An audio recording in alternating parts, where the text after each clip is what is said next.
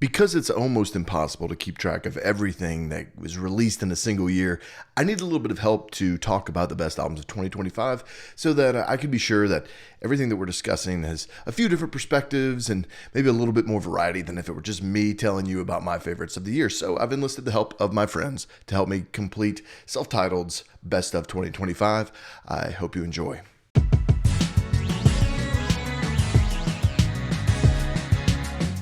You and I, Landon, have exchanged texts with friends at the end of the year for many, many years. What's our favorite albums?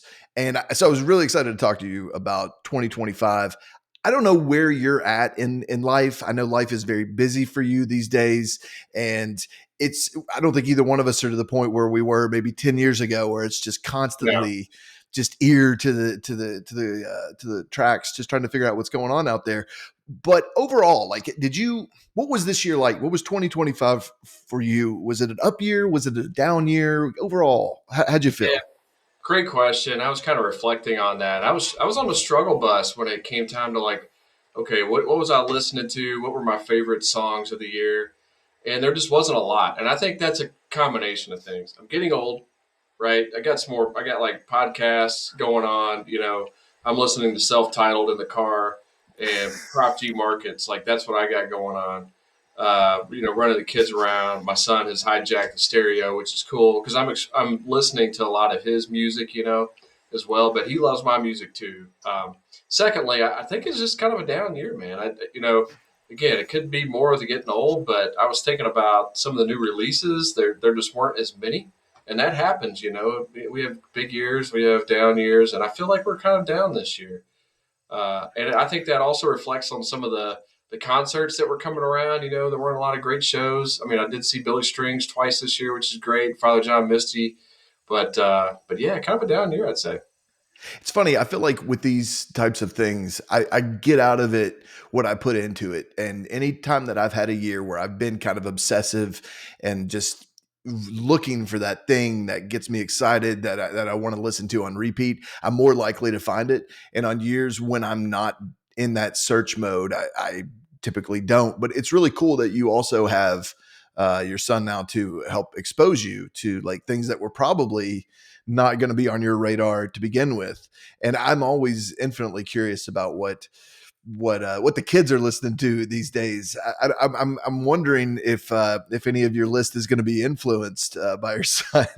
Now, I think actually, by the way, like he records music now. Like he's amazing. You got to listen to some of his music. Really?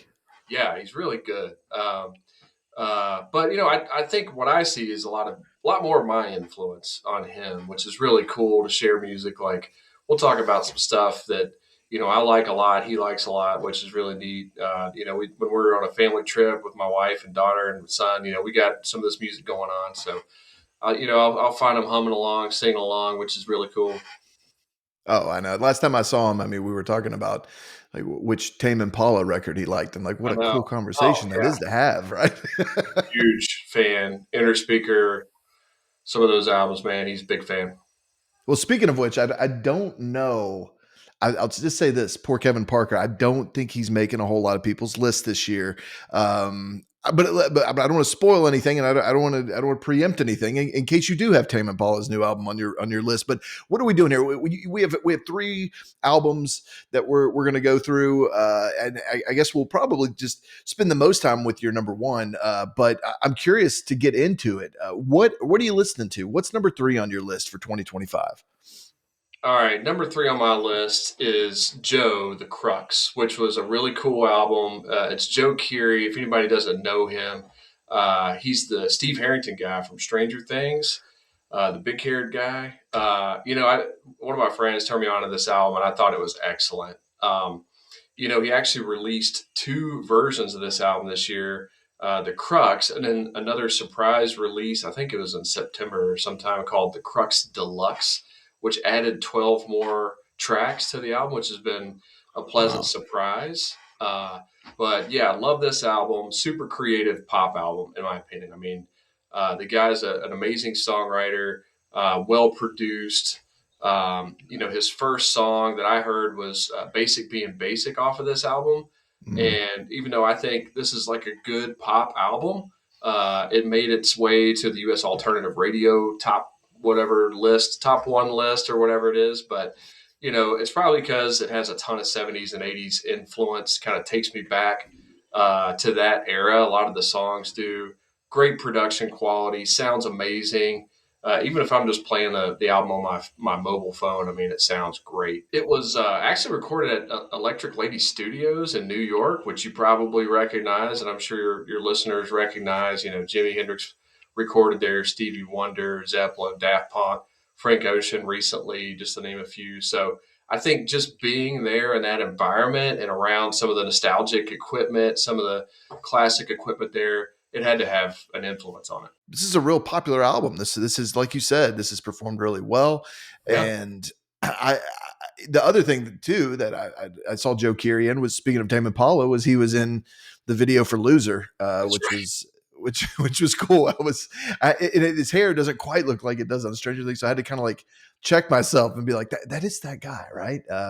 But yeah, no, it's really interesting. I don't think I knew about his music career until he was well into it. But it's interesting what he's doing, and I think that he's he's still fairly young too. Like, this is an interesting person to keep an eye on. You hear this type of stuff, and you're like, wow, there's probably going to be a lot more really good music from Joe in the years to come. I think so, man. I think he's got high potential. For me, it was a surprise. I had no idea who he was. I thought, Joe is some weird spelling, didn't know how to pronounce it, listened to it. I'm like, who the heck is this guy? And then it was kind of cool to find out, who he really was. Fun fact, I was thinking too about other Hollywood stars, if that's maybe considered Netflix stars. I don't know, but that also have created amazing music. And have you ever listened to Coconut Records, Jason Schwartzman's band? Yes, I have. Amazing. I mean, like, Really great good. work. I love Schwartzman, great actor, but dude, his music is top notch. Who that's, like, you mentioned it and I was like, I'm glad you said someone, because I'm sitting here racking my brain of thinking about, you can think about plenty of musicians who get cast in movies, like I was Yeah, watching the latest Scorsese, Killers of the Flower Moon, and then Sturgill Simpson pops up and you're like, right. got it, yeah, that Yeah, makes sense. The thing you Dwight don't see as Yoakam. much of the other way, where it's like, here's this person we predominantly know for acting, and then turns out they're actually like I mean, look, I'm not hating on the Bacon Brothers or anything like that, but that's what we're used to, is a pet Yeah. project that everyone seems to kind of humor. And then And who could forget Eddie Murphy and his oh music man, stint? dude, guy Uh, had pipes too. he Yeah. had some pipes. But for this album, just to close it out, again, it's human nature. You hear something, you try to relate something to it. So I like to, listen to these songs. And I'm like, what am I hearing right now? Right? Basic being basic, I just mentioned, like strong strokes, Julius Casablanca vibes, like Yeah. definitely coming through.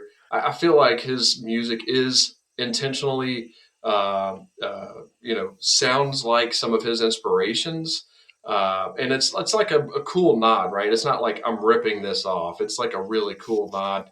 Yeah. Potion, like you just close your eyes and you hear Fleetwood Mac, Never Going Mm. Back Again a little bit, some of those licks on the acoustic. Charlie's Garden, which by the way is inspired by his co-star Charlie Heaton. He's the Jonathan Byers character in Stranger Things.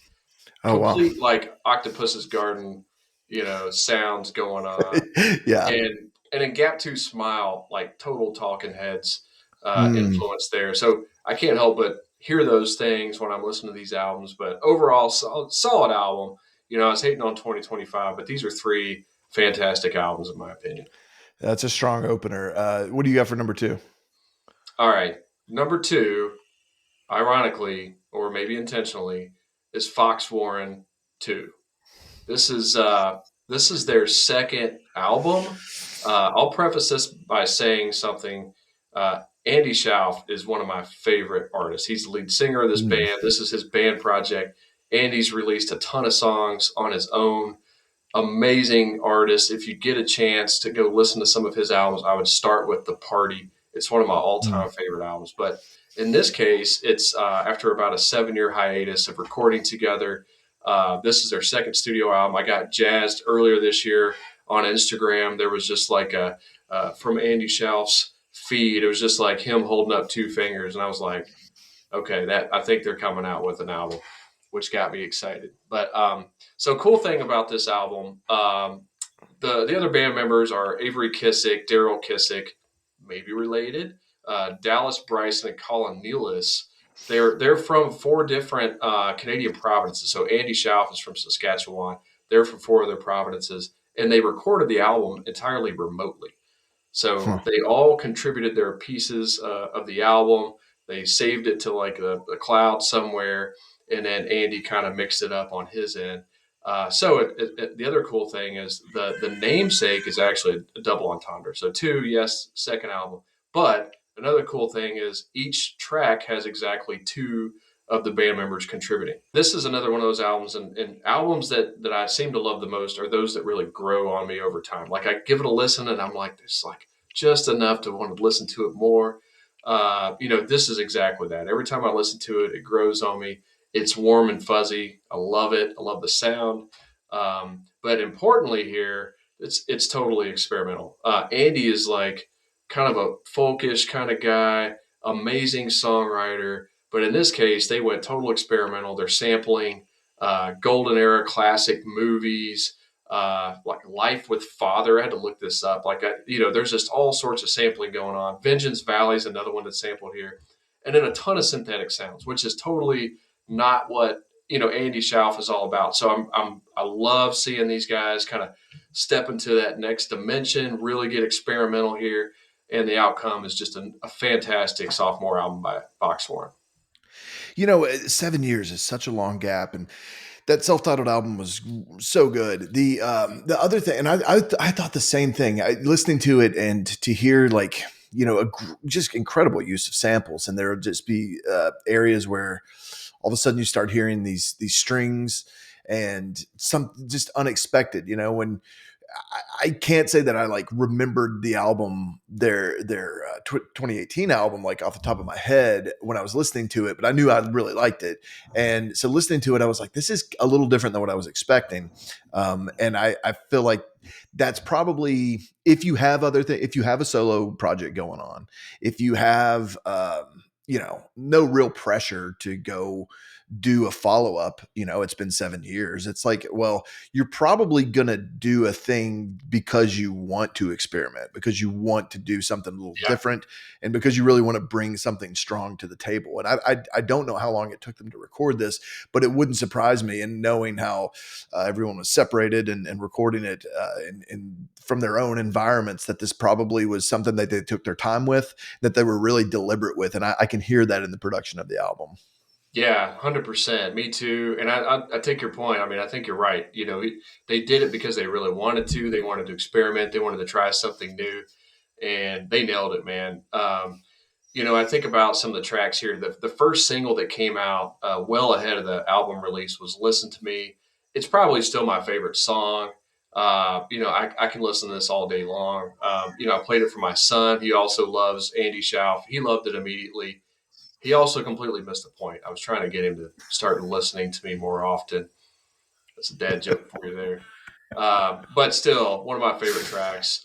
Sleeping, heavy and prominent snare and kick drum in this. Like it could almost, if you took Andy's lyrics out of it, you could place like a whole hip hop song on top of this, on top of Yes. these tracks. Like it's really catchy. The beats are awesome. Say It is one of those songs that's got Andy's warm and fuzzy guitar riffs. Like he's coming in there like super heavy and fuzzy. That's catchy.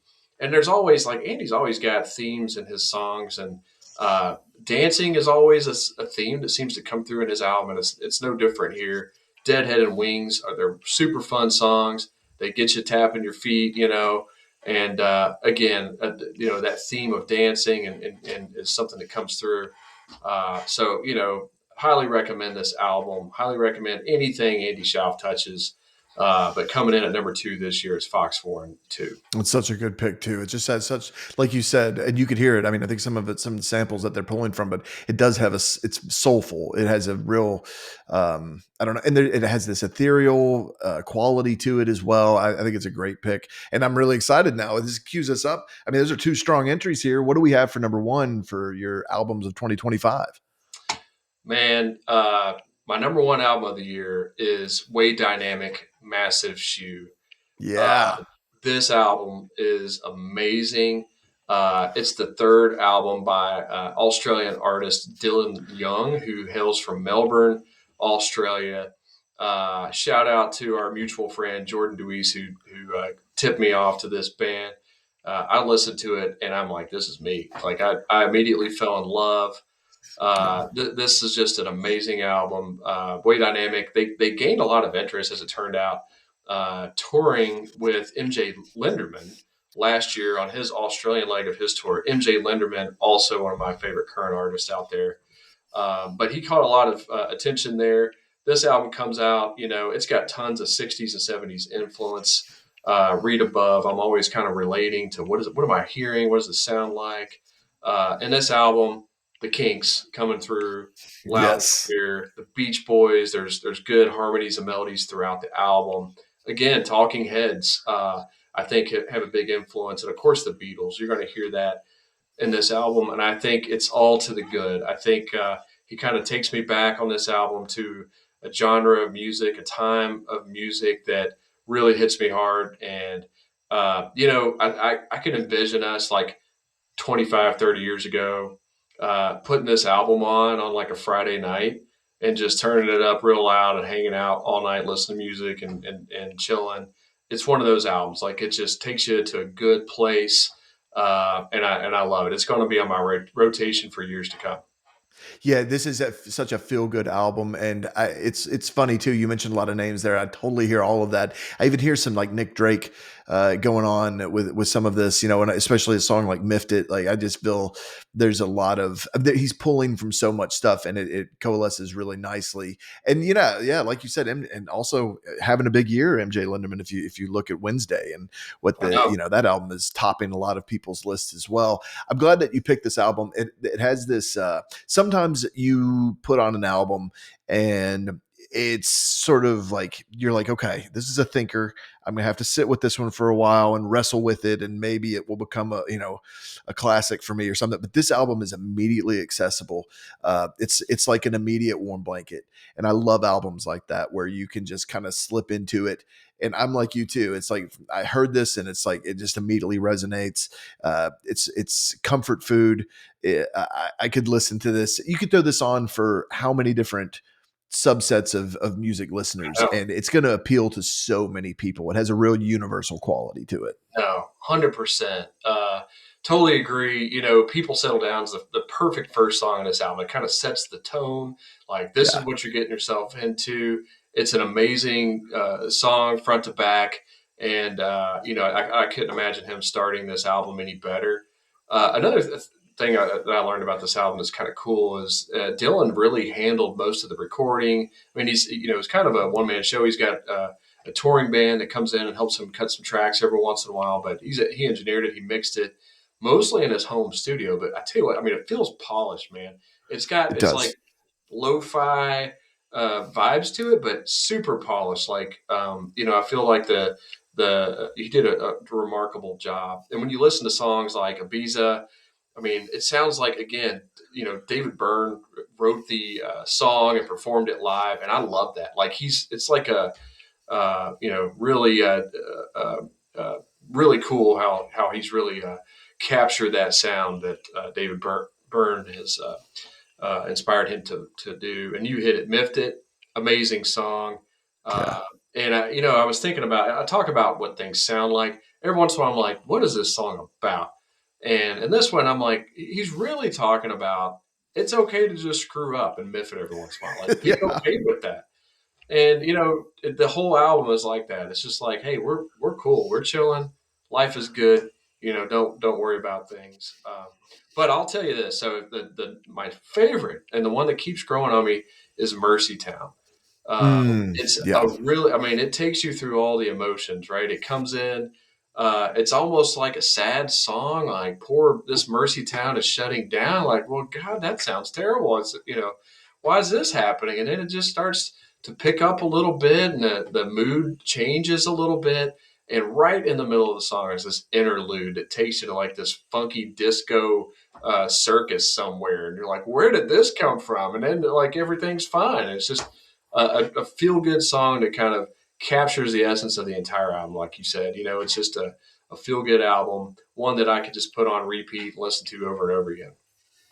That's such a good pick. I love your list. Thank you for sharing it. Anything else come up in 2025? Like, if you're like us, I feel like my music discovery mode is just as often as like going back to other times or maybe bands that I'd kind of flirted with before and now I want to learn more about or whatever. Did you have any other discoveries in 2025 that were not at all related, or any rekindled favorites that you found that were not at all about what's new, but just what is out there in the ether? Yeah, I think one kind of cheater album that leaked over in 2025 was Mahash Mashana by Father John Misty. Mm. It came out late last year, but I went to go see him in February of this year. So I had the Father John Misty albums going, and he's just amazing. If you ever get a chance to go see him, another one that comes to mind, and this is like my workout music if I'm running. I love listening to smooth hip hop. Like that's my genre, right? And I think there's a lot of bands that come to mind there, but Danger Mouse is probably one that I really I went down the rabbit hole this year, man. Took all the Danger Mouse stuff I could possibly listen to, some of the Danger Doom stuff that he did, but he's just amazing, man. I love listening to that guy.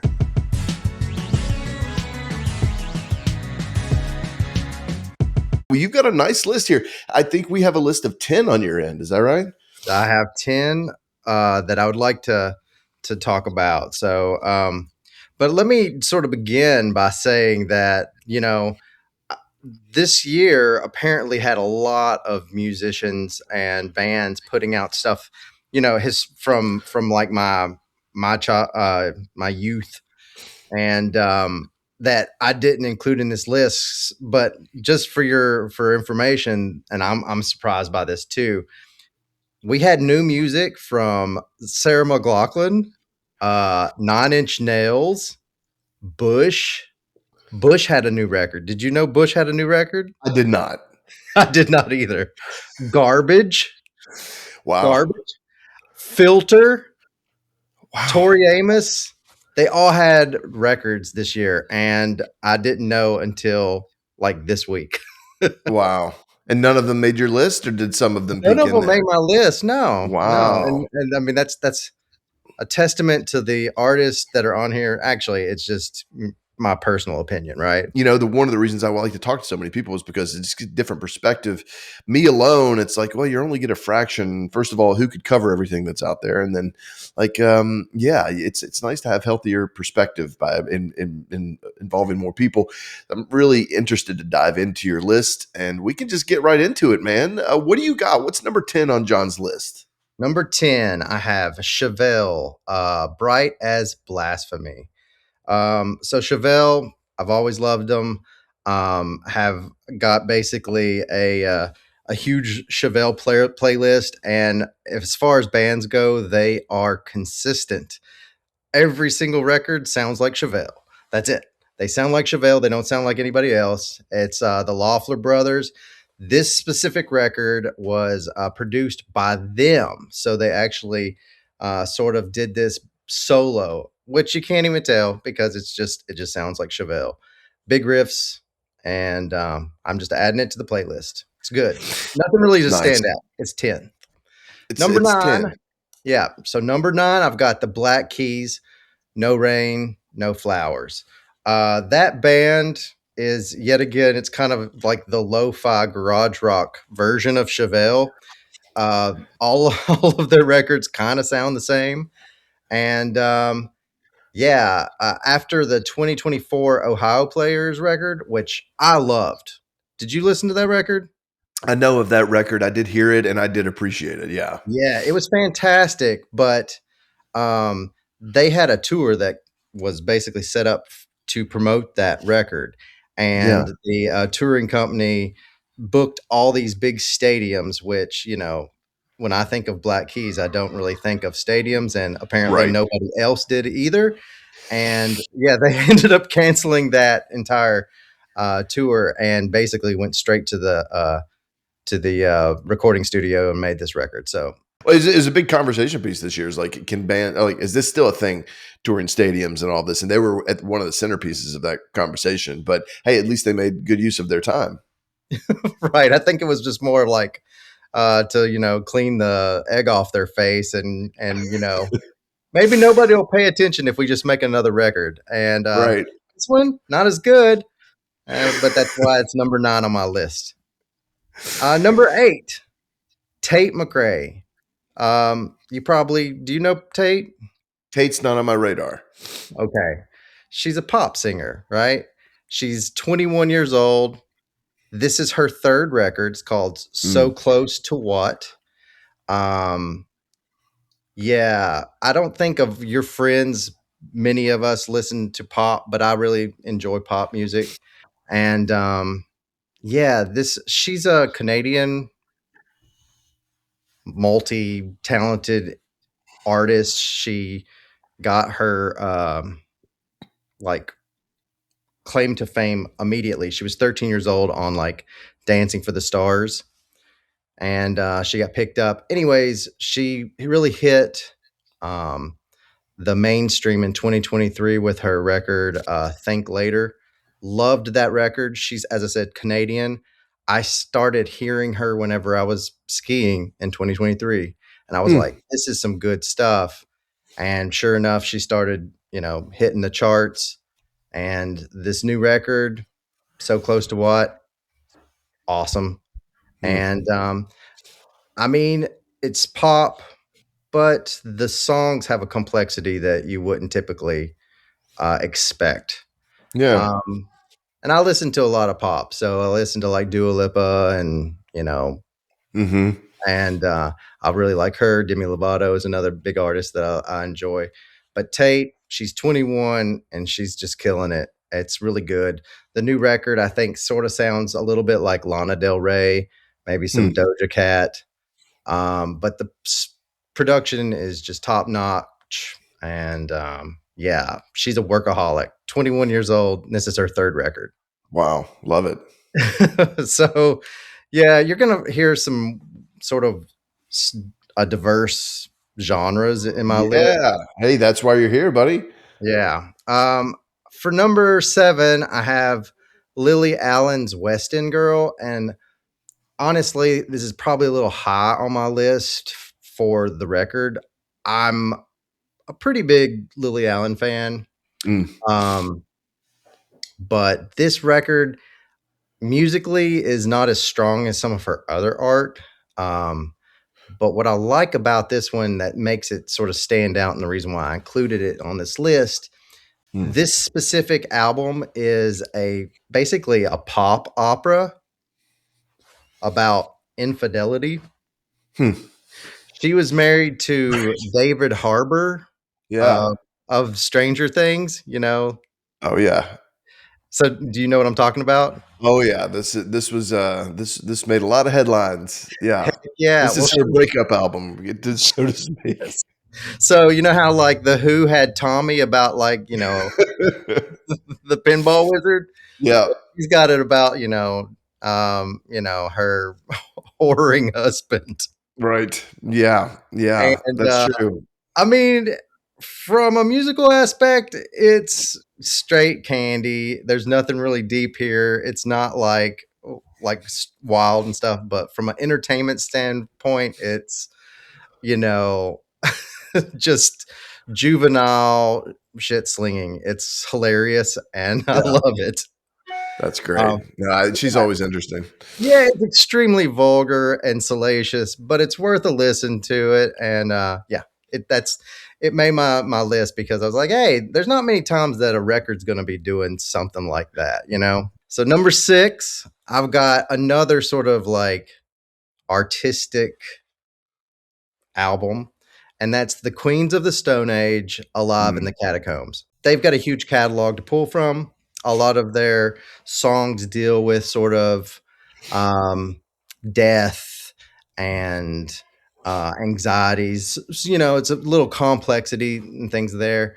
But anyways, this record was recorded by the band in the Parisian catacombs. So like where people are buried. So they're standing in front of like, piles of bones, and they're playing their record, and all the songs are sort of dealing with sort of macabre type things. Yeah. They're backed by a string quartet. They don't have any drums on it. And like the record really sounds sort of like Faustian, like Mm, dealing with devils and spooks and things like that. And it yeah. almost has like a Victorian flair to it. So totally bizarre to hear these, this rock band putting out this thing that sounds like it could have been done, in a Western theater. You can watch it too. That's the other thing. You can go out there and check Yeah. it out. It's incredible. It's really fascinating. Yeah. And Joshua Homme is just top notch. Those guys are just the best. I'm going to number 5. They're a newer band. They're called Turnstile, and the record is called Never Enough. They are probably one of the most genre defying acts I've come across in a while. They are hard rock punk. Mm. Have you ever listened to them at all? I have like a little bit of exposure to Turnstile, but not a ton. And I haven't spent much time with their albums. It starts out with this, very like heavy string synthesizers, and kind of the if you want to talk some sort of like the musicality of it, you've got these chords being played on the synthesizer, and then the singer is sort of singing in like like an arpeggio sort of register. So they're following the chord and they're sort of like going up and down. This is very popular with like artists like Post Malone and some of those, where they're basically singing in the chord. It's not that impressive, but what happens is that it starts out like that, and then it turns into hard rock punk. It's the wildest switch you'll ever hear. Mm. And like if you start looking into the band themselves, man, they have so much energy. They really do have this punk feeling that is like you would not expect it from this age group of band. Yeah. They're a new band. Their first record came out in 2018. I mean, that's new, and they're so tight. Yeah. And Yeah. also from like the way that the production of the record also sounds kind of like it was recorded on tape. It sounds like the Offspring or Nirvana or Jane's Addiction or Filter, like those old records that we grew up with. It Yeah. sounds like that. And Mm. it's just fantastic. The songs like Slow Dive, Birds, Never Enough, they've got such good like swing to them, like Yeah. it as soon as it kicks in, like you're bobbing your head to it, Mm. you're like caught in the groove with it. It's fascinating. And Mm. as I said, like I listened to them 2 or 3 times. I was like, I don't get it. I don't get it. This is not that interesting. And then all of a sudden it would kick in and I'd be like, oh, this is wild. This is Mm. really fun. They have a YouTube video of their release for Glow On, which is their record that came out before this one. And my buddy Chris was like, you got to check this out. They are just so tight and so amazing. And I did. And I've never seen anything. To see a record or a concert in 2021 or 2023, whenever that record came out, and nobody's got their phones up because everybody's like just dancing and crowd surfing and stuff. That type of energy I haven't seen. It's fascinating. People will look at like Woodstock 99 when Korn's playing Blind and that sea of people that are just sort of like moving. And it's just like, that's the craziest thing ever. Yeah. Turnstile's doing it too. And I'm just so happy to see that kind of interaction with the crowd and stuff like in this day and age is awesome. Number 4, another new band, Fox Lake. I think New World Heat is maybe like their second record, but they're super young. Yet again, it's one of those types of things where I'm like so surprised to start hearing new music that sounds like the old music that I grew up with. Yeah. So New World Heat, it's the record. I mean, they're new metal. They sound like an angrier Limp Bizkit. And I hate to like, you pointed it out in on previous episodes of your all's podcast where you're talking about where we're comparing bands against other bands, and it seems kind of unfair. I have to agree. Fox Lake, super awesome. They are their own band, but man, it is just like a rhythmic metal onslaught.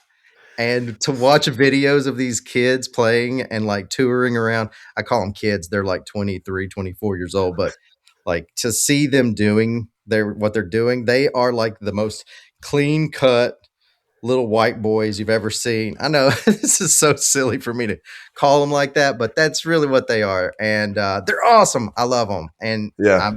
I mean, like the lyrics that you hear, I feel like kind of tread in the almost like Rage Against the Machine sort of. Mm, It's very sort of like politically progressive. mm. They're dealing with a lot of like the anxieties of this modern day and age. So I think that given enough, exposure, that they'll probably be headliners before long. They're awesome. Wow. That brings us to number 3. Yeah, man. Number 3, I have to say the Deftones. I knew Private it. Music. Yes. Sort of in the same vein as Fox Lake. We're talking heavy metal, heroes, the Deftones. I've been a huge Deftones fan since 97, 98. I actually saw them uh, when I was a senior in high school when they released Around the Fur. Like they came Mm. to Louisville and like I saw them and it blew my mind. I loved them then, love them still. And I feel like 2025 has been bigger for the Deftones than probably the previous 15 years, maybe Yeah. the previous 20 years.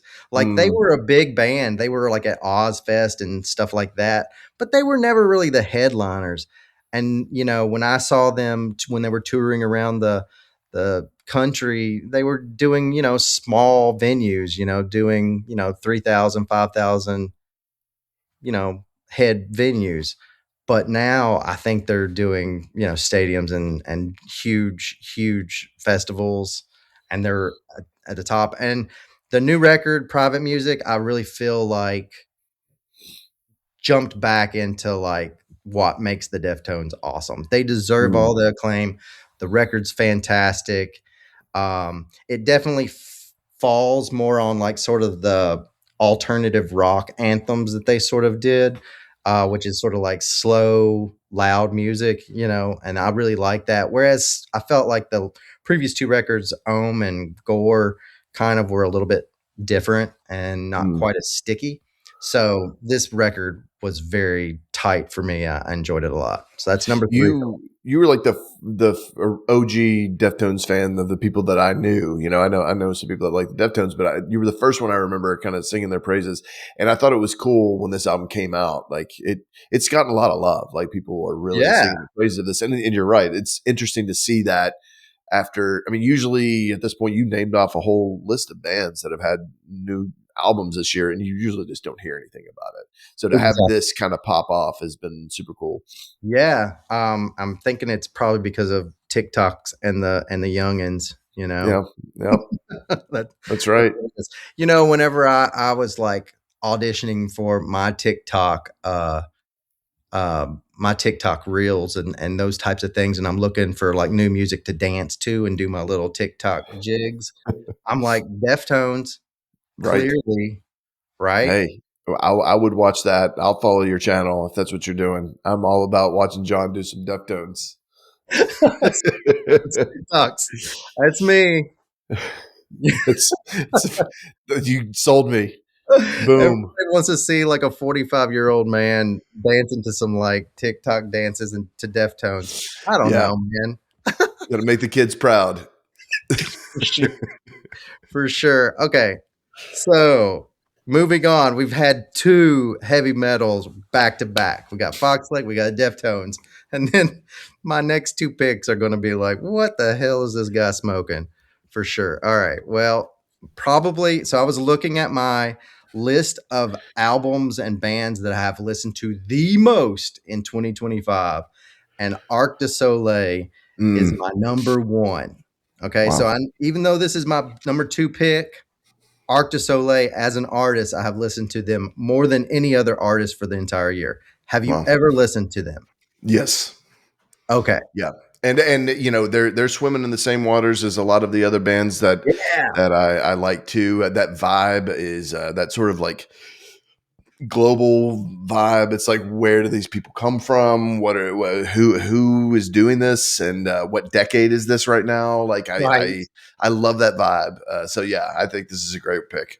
You know, that brings me to a little question of like, what genre is this even?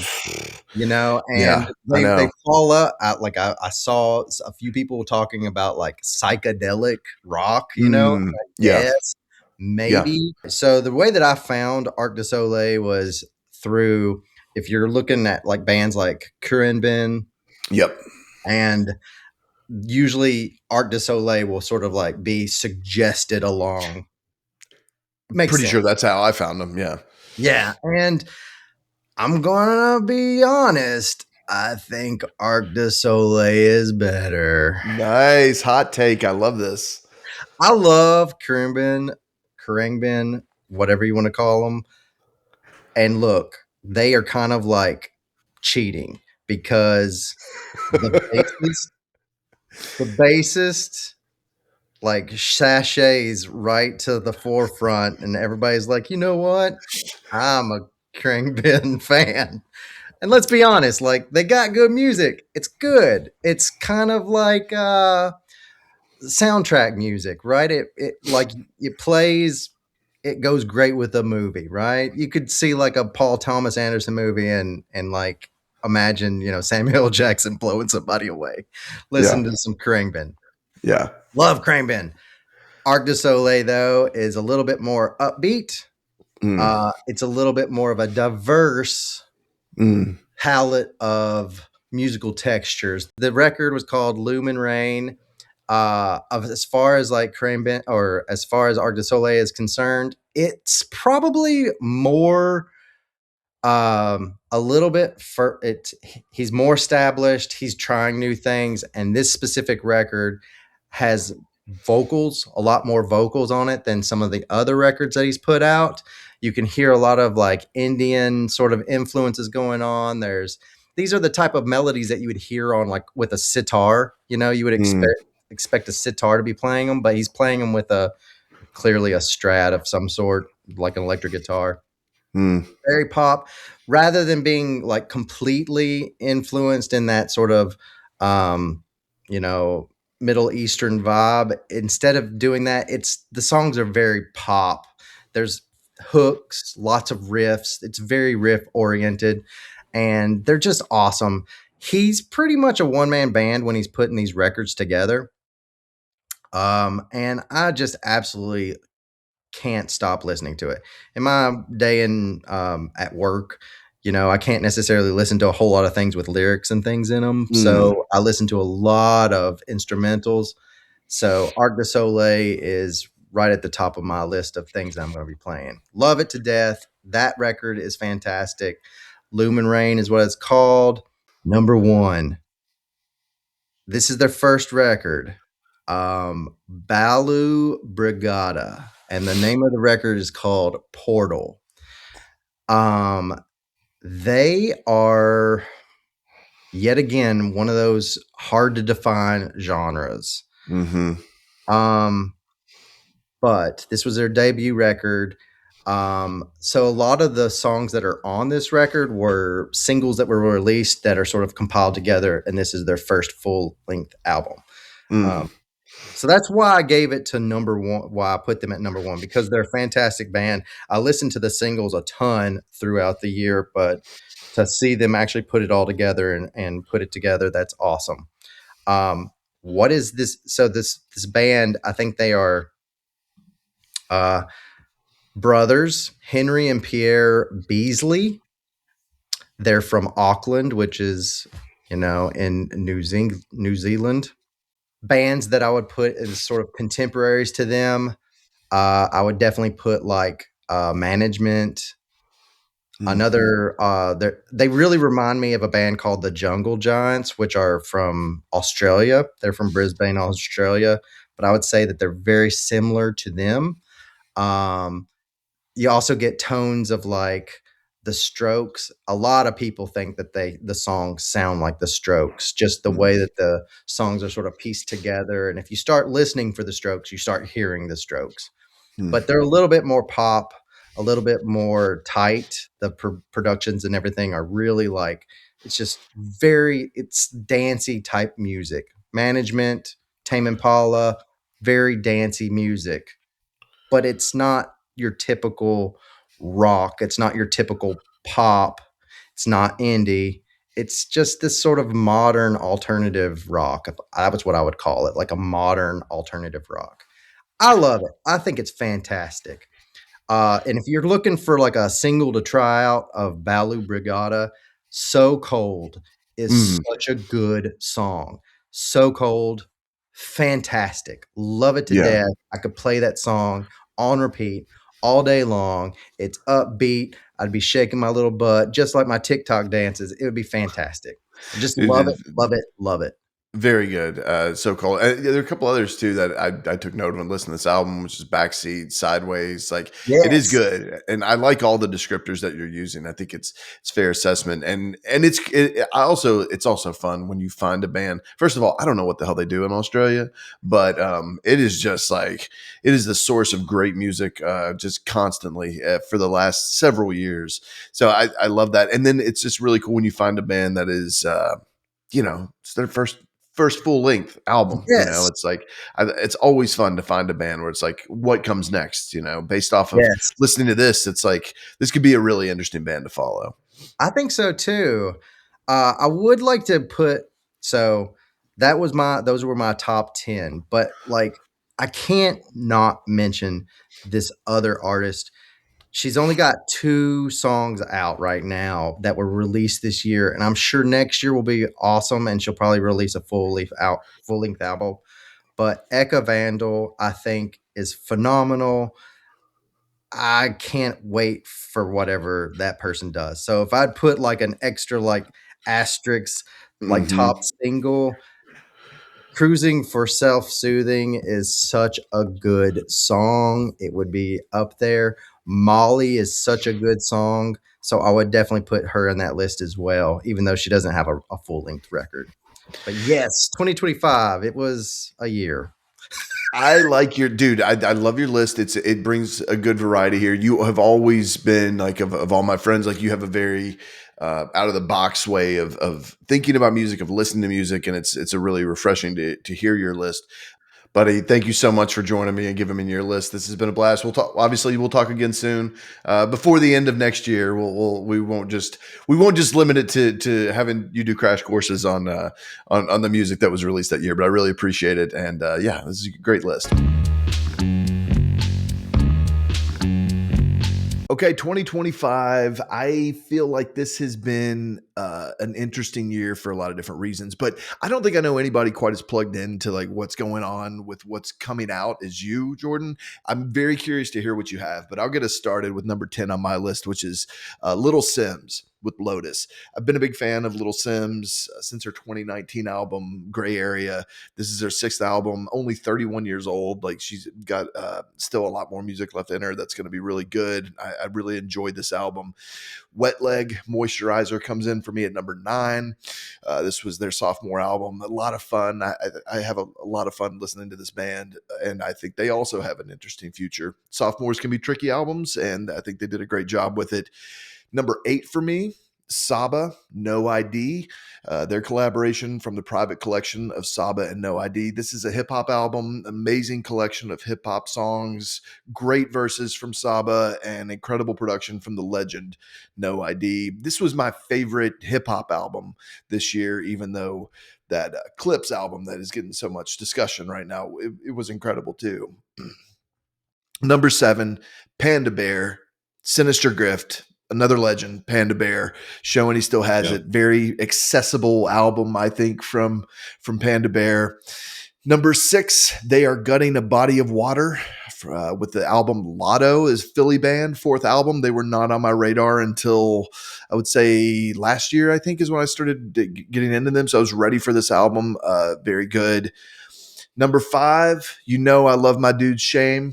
Cutthroat didn't make my top 3, but this album grew on me. I think it's still growing on me. Like I think it's I listened to it over the last couple weeks. It's like when I first heard it, I don't think I could take it all in. Not that it's like a extremely like dense or anything like that. It's just a grower. I think Food for Worms, their previous album, was kind of like that too. But they do make the list, number 5.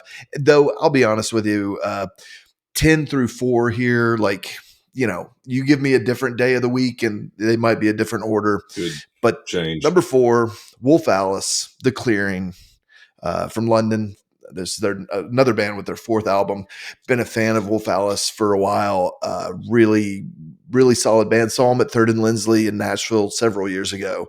Just a great band, and they continue to evolve and do really interesting things. This album doesn't sound anything like their previous albums. So that had to make my list here, and I will stop there because that gives us through 10 through 4. Wolf Alice is an honorable mention. Shame is actually an honorable mention.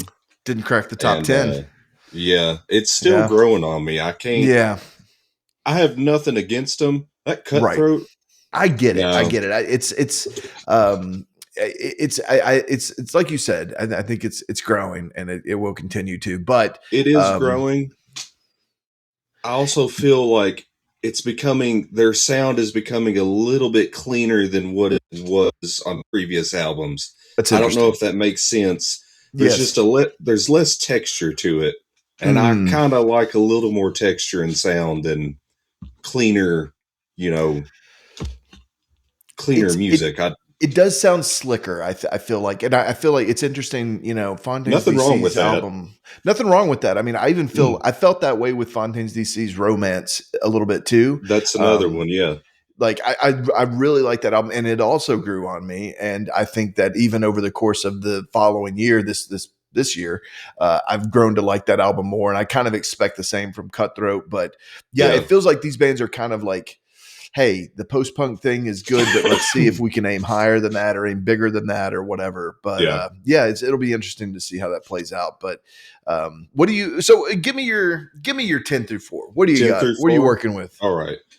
So number 10, this is a band that I heard about in 2023, and their album in that year was perfect. To me, it didn't make my top 3 of that year, but Water From Your Eyes, It's a Beautiful Place is the name of the album. Have you ever heard of them? No. Great album. Their guitar work in that is amazing. It's kind of like disco music, kind of funk music that you find in a nightclub, but instead of electronic, it's guitar. And it's amazing. Number 9 is my favorite hip hop album. Is Let God Sort 'Em Out by Clips. I've always been a huge fan of Pusha T and his brother Malice. Kendrick, and this is produced by Pharrell Williams as well. And Kendrick makes an amazing appearance on that album. Amazing. Number 8, pardon my French. I've already cussed already, but the Australian noise rock band Tropical Fuck Storm with Fairyland Codex. Every time I mention this, someone's like, why would you name your band that? I'm like, why not? Why wouldn't you? Yeah. This album just throws its characters to the wind, especially the ones that are giving hand into, not trying to get as political, but, the collapse of society and everything.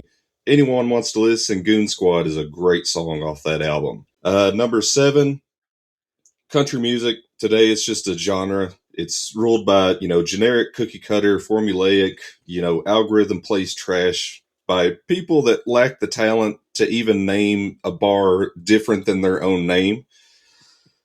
I'm sure some people know who I'm talking about, but there is like a little silver lining with Sturgill Simpson, Ian No, Jason Isbell, but Tyler Childers' Snipe Hunting. This was released not long after Doug passed away, my brother. And there's a few songs on there where he discusses, his alcohol addiction, his road to recovery and sobriety and everything. And it really hit hard. Oneida is definitely sung at work. Luckily, everyone's wearing earplugs and you can't hear anything as I'm walking around. I'm just singing the chorus. Number 6, several years ago when True Detective came out, I absolutely fell in love with Southern Gothic literature. Living in a small Southern town like Summershade, you kind of get bored, but it's neat to see like a dark underbelly, in literature, like Cormac McCarthy, Flannery O'Connor, William Faulkner. After that, I wanted to find music. Yeah, I kind of had that same feel. There was Sparkle Horse, which I'm a huge fan of Sparkle Horse. There was The Handsome Family, which Andrew Bird covers a lot of songs. They even did the theme song to the first season of True Detective. Yeah. But as for my number 6, Wednesday, that album bleeds. I loved it. I don't think there was a skippable track on that album, and I absolutely fell in love with it. Number 5, this is where we overlap. No, we don't actually. Yours was a little bit lower than this, but Wet Leg Moisturizer. I absolutely loved that song. I know here recently you had an episode about a needle drop. What's your favorite needle drop? Yep. CPR, I think, needs to be considered as, if it's ever put into a movie, an actual, needle drop song. Absolutely. As for number 4, everyone that knows me, I'm obsessed with Wilco. Always been a huge fan. I remember driving through Lexington with Doug not long after they went and saw a show of the Yankee Hotel Foxtrot tour and him showing me music. It was 2007 whenever I fell in love with him with Sky Blue Sky. Here recently, I've fallen in love with Tweety, the lead singer's solo work, a little bit more, mainly because, I don't know, he's dealing with the sense of mortality. He's getting a little bit older. His children are growing up and becoming adults, and he's kind of seeing the world that is kind of being left behind for, perhaps even his grandchildren. And his album, Twilight Override, is magnificent. 30 songs. Even he was asked who wants to listen to a 30-song album, and he's like, you don't have to listen to it if you don't want to. But I saw him at Headliners, and that song, Lou Reed is My Babysitter. There is a 50 or 60-year-old man in the front row, and anybody that wants to listen to it, there's a part of the song where he's like, the dead don't die, the dead don't die. This old man is just jumping up and down and just going with it. And one of the best experiences, Sarah does not really share my taste of music. Movies, yes, which is amazing. She turns around, she's like, that guy jumping and going crazy just made my heart happy. And that made my heart happy. I'm like, you experienced that. And I did too. That was, I love seeing that guy dance to that song. But no, Jeff Tweedy just kind of gives this vibe now with how everything's been in the world. Sing in your shower, sing in your car, write a song with friends, just get out there and fucking sing. And he says it, and it's beautiful. And he uses music as a job, pretty much, like a full-time job. He's constantly writing songs, producing albums, touring. But that is my number 4. And it's great. I can't wait to dive into our top 3. Me too. I will say that Tweety album is, I think you would see that album. What is it? Triple album. Yes. And you would see that from a lot of people when you'd be like, wow, that's so ambitious. But because of his work ethic and that willingness to treat it, he's almost like a Randy Newman type in the fact that it's like, this isn't a mystical thing. This isn't a thing where you just sit around and wait for inspiration. You get out there and you get to work and things come to you and you do it. He's even said some things suck. And so you let it go and you pick it up the next day and you work with it, or if you want to salvage what you can, if you like something about it, but otherwise you move ahead. So like for him, it felt kind of natural to have 30 song album, Yeah. and like with the rate that he does it, it wouldn't surprise me if if another one came out in a year or two. You know, it's Yeah. like the pace at which he I'd be works all is for it. Yeah. Another yeah, 30. Volume more 2. Tweety the better, right? I agree. No, that's great. I love the list. It's great stuff on there. I'm glad that you called some of those out because a lot of those were like honorable mentions for me too, and Mhm. I'm just glad they're getting some lip service. Well, we'll get into our top three. Number three for me is I'm a big Pulp fan. Pulp came back after a monstrous layoff, like an almost unheard of Yeah. layoff. I won't go into too much detail. I did do a video on this when it first came out, when the single came out, Spike Island, which is, if I had a song of the year, I think it would probably be my song of the year. You know, I've loved this band for decades. To come back after such a long layoff and to give us music that still has the ability to fit in with their earlier work, but still kind of reflect the maturity and that you would expect, even though I feel like their music always had a sense of maturity mixed in with sort of a juvenile naughtiness. Yeah. I just had so much fun listening to this. So joyous, celebratory. It gives me the chills when I hear Spike Island and so many of the songs on that album. So that's my number three. I love Pulp, and I'm really glad they're back. It sounds like they're inspired by the success of this album. And maybe we won't have to wait another 24 years before we Another get more 20. Yeah. Pulp. Yeah. That's What another about honorable mention for me as well. Pulp more? Yeah, it's great, man. I mean, it's such a triumphant return. You know, like, and they're not the only ones. You know, a couple of years ago, Blur had a great Ballad of Darren. They came back, like that class of bands. Suede had a Yeah. really great album recently too. That was an honorable mention for me. But something about Pulp has just always resonated with me. I love those guys. But what's your number three? Number 3 is a band called Gorilla Toss and their album You're Weird Now. I'm very happy I came across this, and the only reason I came across it was because I saw Stephen Malcolmus's name on one of the singles, and Trey Anastasio, who is of Fish.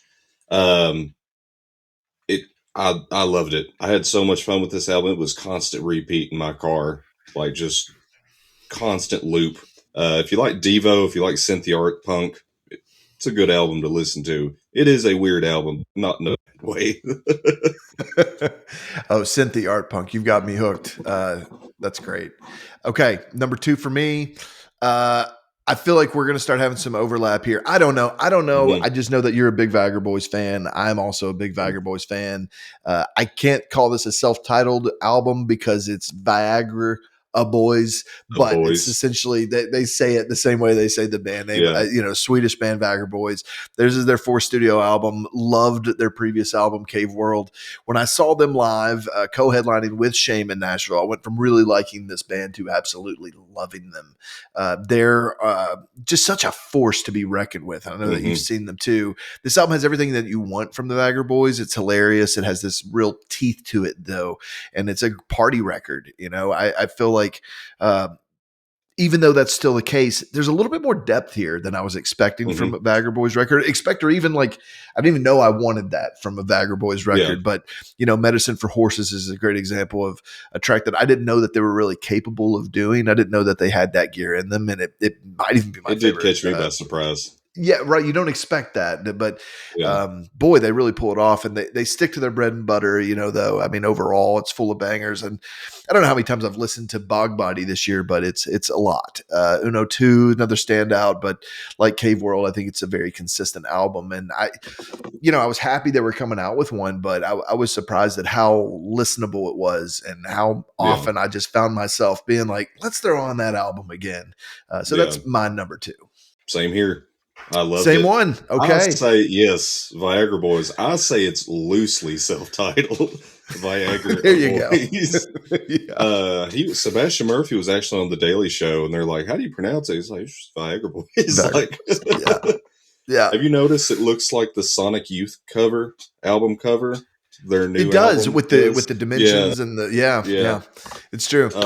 I love this, and I'd have to give credit to you. It was 2021. Jeff Tweedy posted something that he loved on his Substack, and it was parquet courts walking at a downtown pace. Oh God. later on, I had to watch more of Parquet Courts, and this is where my taste in music kind of morphed. And Mm. then we went and saw Parquet Courts with Doug, Landon, and I believe, Keith. Uh, I can't remember the venue in Nashville. It was great. Doug even had a great time. I mean, he was kind of dancing to it and everything. The one thing that I have loved so much is talking to you about different post-punk and everything. And you mentioned going to see Shame. Cave World came out in 2022. Loved it. Could not wait for the next one, and this is no disappointment. And that show that they throw on is just raw, pure intensity. Dude, the when the crowd knows what Viagr Boys does, and boy, Yeah. they are there for it, and they are ready to go, and it is so much fun to go. I'm so glad that you went to one of those shows, because it's an experience, and I think you don't. I don't know if you can fully appreciate Viagr Boys if you haven't. I don't know if you need to go to one, but you at least have to watch some live footage of them. I mean, it's an experience. Their lyrics are absurd in a good way, but they are deep. In a very odd way, it gets you thinking. I mean, there's a whole part in Man Made of Meat where he just stops and he's like, I've subscribed to your mom's OnlyFans, and he continues on a little bit talking about that. I'm like, where the heck did this come from? Right. But it was perfect. Medicine for Horses. A guy stuck in the plains of North America where everything is just kind of raw and unfiltered, and just, I think he's looking for love and something like that. And he's willing to pay somebody to literally have their horse stomp him on his head. It can be really deep. Yeah. But I think, and we'll talk about this more maybe, but I love stuff like that. I don't want lyrics handed to me on a silver platter. I want to get lost in something. And with the funky grooves that Viagra Boys gives you, it's fun as hell. It is. Yeah. They're a blast. And those lyrics, I do love that. Pay a man to have a horse stomp you on the head. Or it's so good. And there's something about like embracing absurdity in those lyrics where you do end up with something deeper that is unexpected when you're in the middle of a song like, Man Made of Meat, or it's like you're not expecting to think, or Bog Body, it's like, dude, you can get lost in the lyrics. And I, like you mentioned that Daily Show interview, you see this guy and you're like, he kind of plays up the court jester sort of thing sometimes. Yeah. But when you hear him talk, you're like, elf hat at the concert. He's wearing an elf hat. Yeah. And you kind of think like, oh, it's silly, and that's what it is. But when you hear him talk, you're like, there's a way more thought going into this than appearances might suggest. Yeah. I know he was a really bad drug addict. In his early years. He was actually born in California and then moved to Sweden. They're a Swedish punk band. But no, I loved that interview and I love hearing him talk. And I'm really happy I came across this band. Yeah, there's so much fun. And then that gets us to number one. So I know, look, you and I have been talking about this album for all year. I know it's probably your number one too. Is it Geese Getting Killed? I mean, this is the album of the year, right? Like this is the year of Geese. This is between, and we talked about this. Like you were like, we were talking about heavy metal and how that plays into it. Cameron Winter's solo album that came out about a year ago, like right at the end of 2024, just enough so that it didn't make a lot of those lists because everyone's making them in like early December. Yeah. So you actually see it. A lot of people just went ahead and included it in 2025 because it's a really special album. And it's amazing. It's amazing, heavy metal. And I feel like for some reason, I started getting messages from people that I don't even normally hear.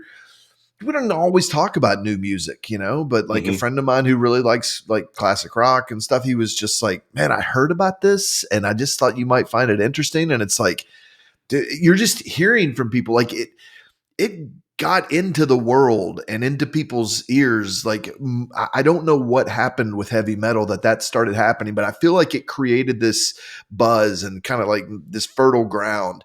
And when Getting Killed came out, it slowly just gained steam, and you're hearing everyone talk about it. And I just think this is the year that things are happening, and Geese has kind of exploded, and Cameron Winter has kind of exploded.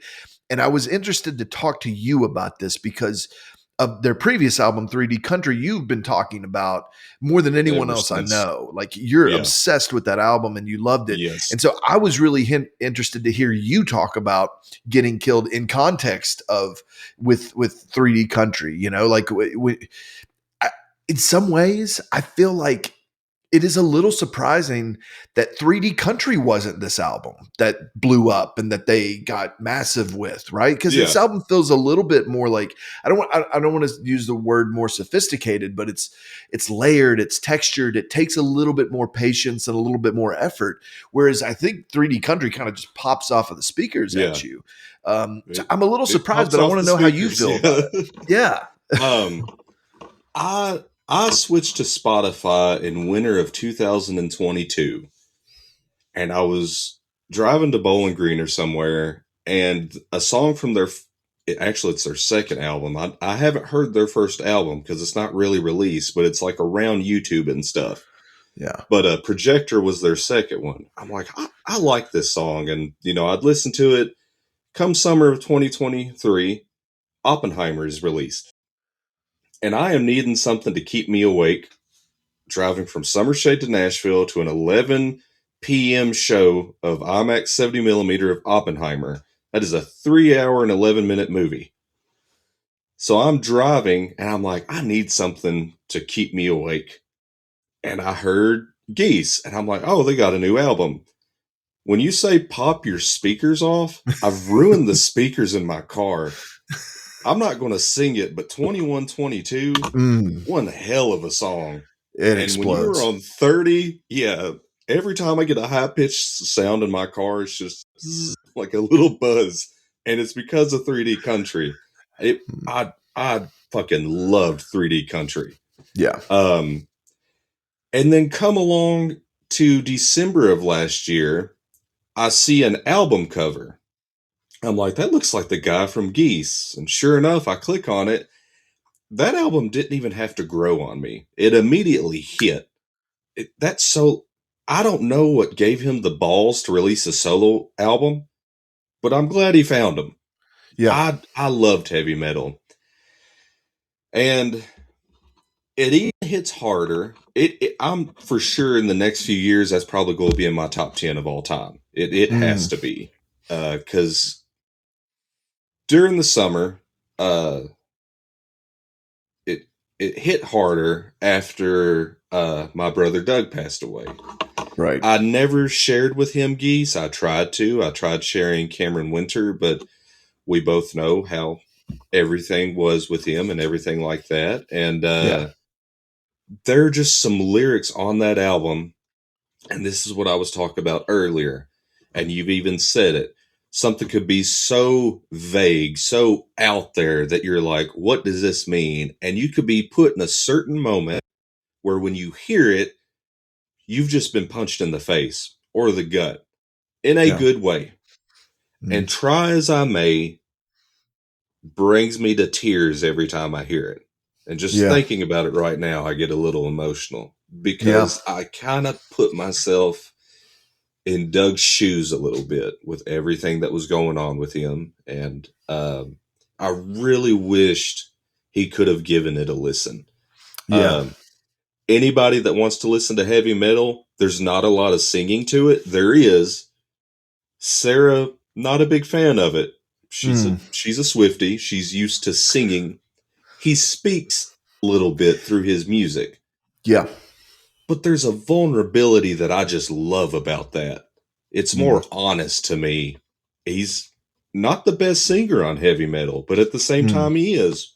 Don't know how to explain it, but he's a great vocalist. And no, heavy metal just has stuck with me. I went and saw Geese in June of this year in Nashville at the Blue Room.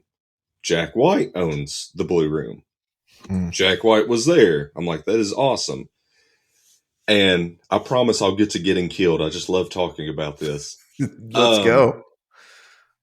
They first set of songs are recorded onto a press that will eventually become a vinyl because they make vinyls at Third Man Records and at the Blue Room. So they're making a live record.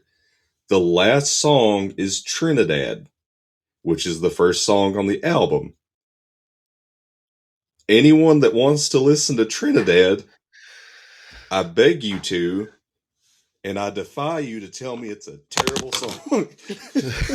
Yeah. Because that is a wild ass song. Oh, and in context with the rest of the album, yeah, I love it. Geese is a band that 3D Country was like classic rock. I'll bring in Greta Van Fleet. Every time I hear Greta Van Fleet, I just hear Zeppelin. I'm like, is that a Zeppelin B-side? They don't do anything new with it, in my opinion. Not a huge fan of that. When I put on Geese, I hear the Stones. Yeah. I hear Led Zeppelin a little bit. I hear a little bit of country. But they make it their own. They change things in it. And I loved it so much. In context with Getting Killed is another weird album, but it's a band that's found their footing, especially with Kenny Beats behind the producer's helm. Yes. Yeah. And it is I don't want to say classier album, but it is. It's a more professional album. And I felt like they've left room that whenever they perform it live, they can do whatever they want on stage with it. From the Basement performance, you can hear some of that, and that's produced by Nigel Goddard. So that live performance. I mean, dude, Cameron Winter's 23 years old, but I'm jealous of that, and that pisses me off. I'm crazy. sorry. I know, right? His voice sounds so lived in. Like his lyrics have a depth that's just it's uncommon for artists at that age. And heavy metal really let that take the spotlight. A very mature album, especially when you're considering how young he is. A little more restrained than when you get with Geese. But the only reason it didn't make my list of top 10 of heavy metal is because it was in 2024. Came out in 2024, yeah. And I didn't know about it until January of this year. But if not that, like, would Cameron Winter have had like would he have had 2 albums in my top 3, 2 albums in my top 2? Like that's the level that we're talking about. But on Getting Killed, this album, it's just catapulted this band to a new level of fame. And there are easy, almost lazy comparisons that you can make with Getting Killed, but they beg to be called out. And it's the Stones you mentioned. It's like, dude, clearly an influence here. I think that with Van Morrison. Killed, Van Morrison's another one. That's another one. Once you start to get to Getting Killed, you're hearing a little bit more of like Velvet Underground, like maybe like hints of Captain Beefheart, even like, especially in a song like Trinidad. I don't know. It's crazy. I feel like, the comparisons that speak to what this album is building upon, this legacy that's been around for more than 50 years. And I think that's why you hear people bandy about the terms like, the next big thing in rock or whatever. This feels bigger than a 2025 album. It feels more like it belongs in a conversation with classics, with more experimental, groundbreaking classics. And it has these emotional peaks like Taxes and Husbands that just get under your skin. And the lyrics. Husbands is another one. Oh man. I mean, even when the lyrics are abstract, it just resonates with you. And man, I've been completely obsessed with this album. It's one of those where you're like, okay, all right, I've listened to this album 100 times now. I have to move on to something else. And you get halfway through another album and you're like, I got to go listen to Getting Killed again, right? Like it's an album that you can get obsessed with and get lost in, and his voice is a huge part of that. It's unconventional. There's a boldness to singing that way that I think a lot of people would shy away from, but he just doesn't give a shit. Like he's just like, this is how I sing, and it's just it's hard to compare him to anybody. It The really is. band and the music, you can hear all those influences, but he's singular. He is, and I think Geese is too. No, Wilco is my favorite band. Okay, hands down. I'm gonna go to the grave with that. They always will be. They've always had a place in my heart. But I can see on some astral plane, Wilco and Geese just having it out for my attention right now.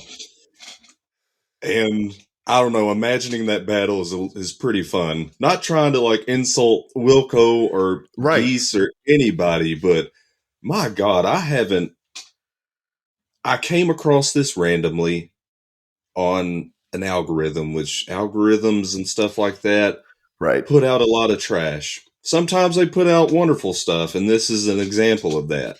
Yeah. But my God, I can't get enough of Geese. I can't get enough of heavy metal. You're right. It's kind of like the Velvet Underground. They're from New York. Yep. They had a song in the Thanksgiving Day parade of Macy's. Cameron Winter covered Bruce Springsteen on an Xbox handheld game system commercial. They do covers. They are adventurous with their covers. In between, there's a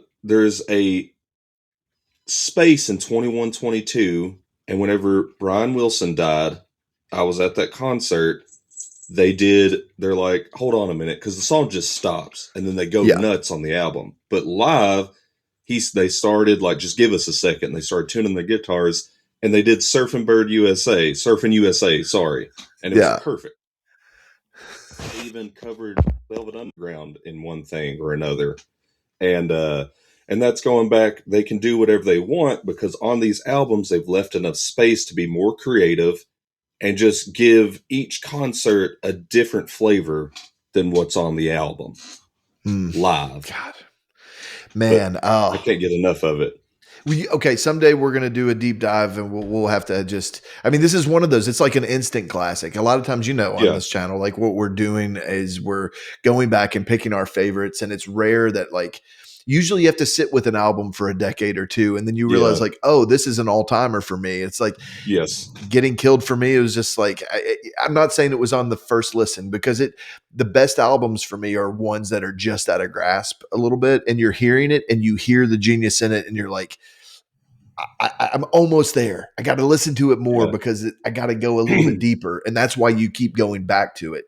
And that's what this album was. And it didn't take long. Oh, it's the best. It's the best. I've even asked where they're young, our friend Landon, even asked, I'll text him randomly, like, has your son listened to 3D Country or heavy metal or Getting Killed yet?